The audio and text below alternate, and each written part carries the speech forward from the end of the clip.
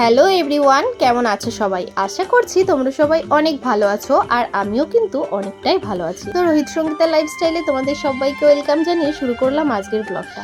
তোমরা আমার আগের ব্লগে দেখেছো যে বাড়িতে আয়োজন করেছিলাম ছোট্ট করে একটা বিশ্বকর্মা পুজো। তোমরা যারা আমার ব্লগ ভিডিও দেখো তারা তো জানোই আমরা রূপোর কাজ করি, আর আমাদের এই রূপোর কাজে প্রায় 7 থেকে 8টা লেবার, যারা সারাটা বছর আমাদের এই কাজে কিন্তু যোগান দেয়, মানে হাতে হাত লাগিয়ে আমাদের সঙ্গেও তারা একদম সেম পর্যায়ে কাজ করে চলেছে।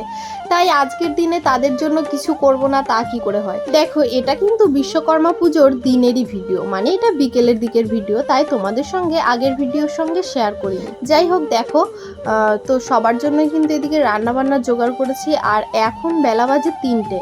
পুজোর কাজ সেরেই কিন্তু আমি সোজা চলে এসেছি এদিকে রান্নার জন্য, যেহেতু ওদেরকে খাওয়ার কথা বলা হয়েছিল, তো তার আয়োজনটা তো করতে হবে, কেই বা রান্না করবে আমি ছাড়া।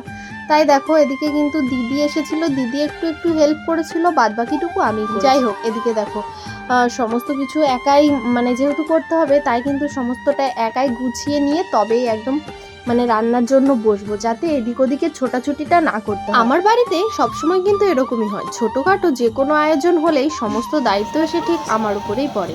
তো দেখো গাইস, রান্না কিন্তু অলরেডি বসিয়ে দিয়েছি, আর এদিকে ডালটাও আমার কমপ্লিট হয়ে গেছে রান্না করা। তো দেখো, এই যে এদিকে কিন্তু এখন হচ্ছে চিকেন কষা।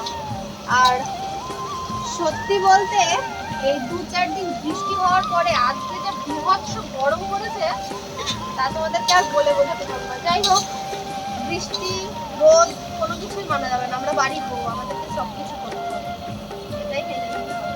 তো দেখো, এখন কিন্তু এই যে গ্যাসের পাশে বসে সারাদিন উপোস থেকে এখন খুব কষ্ট হচ্ছে, তবুও করতে হবে, কিছু করার নেই।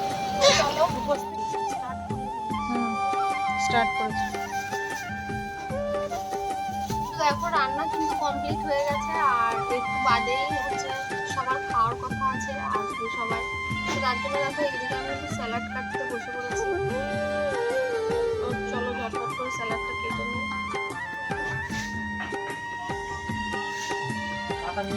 যাই হোক, ওদিকে তো দেখতেই পেলে আমি রান্না বান্নার পাশাপাশি স্যালাড কেটে সমস্ত কিছু গুছিয়ে রেখে তবে একটু ঘরে এলাম, মানে এখন সন্ধে হয়ে গেছে। আর এদিকে ঘরে এসে দেখছি আমার ভাইও চলে এসেছে, আর আমাদের শ্রুতি, মানে আমার মেয়ের কথা বলছি, আজ সারাদিন এত ছোটাছুটি করেছে যে মেয়ে আজকে সারাদিনে একটুকু ঘুমায়নি, তাই সন্ধেবেলাতেই ঘুমিয়ে পড়েছে। আর এদিকে দেখো, শাশুড়ি মা এই সবেমাত্র আরো একবার স্নান করে বসে পড়েছে এই যে সন্ধ্যা দিতে।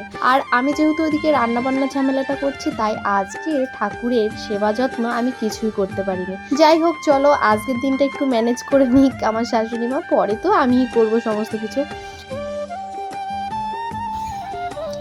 তো দেখো গাইস, এতক্ষণ ধরে যা খাটাখাটনি করে রান্না করলাম, এরা কিন্তু একবারে এসে একদম ফিনিশ করে দিয়ে চলে যাচ্ছে। এগুলো কিন্তু সব আমাদের কারিগর, এই যে সবাই কাজ করে দেখো।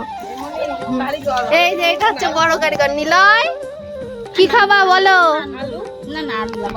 তো দেখো, যাই হোক, আমি একটু ইয়ার্কি মেরে বললাম, কিছু মাইন্ড করো না কেউ।